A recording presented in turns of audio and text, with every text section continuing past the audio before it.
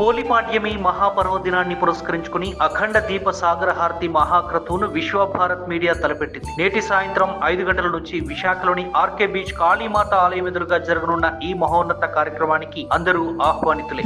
అన్నవరం రత్నగిరిపై నిర్వహించే శ్రీ సత్యనారాయణ స్వామి వ్రతాలు ఈ ఏడాది కార్తీక మాసంలో కొత్త రికార్డును సృష్టించాయి. 1,50,000కు వ్రతాల సంఖ్య చేరుకోవచ్చునని ఆలయ అధికారులు చెబుతున్నారు. ఇప్పటి వరకు ఇదే రికార్డుగా పేర్కొన్నారు.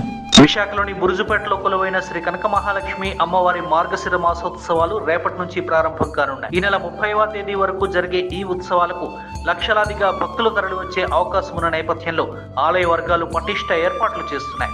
పద్మనాభంలోని శ్రీ అనంత పద్మనాభుని దీపోత్సవం శనివారం కన్నుల పండుగగా జరిగింది. తైల దీపాలు వెదజల్లిన సింధూర వర్ణపు కాంతులతో అనంత పద్మనాభుని గిరి దేదీప్యమానంగా వెలుగొందింది. అశేష భక్తజనంతో క్షేత్రం సందడిగా మారింది.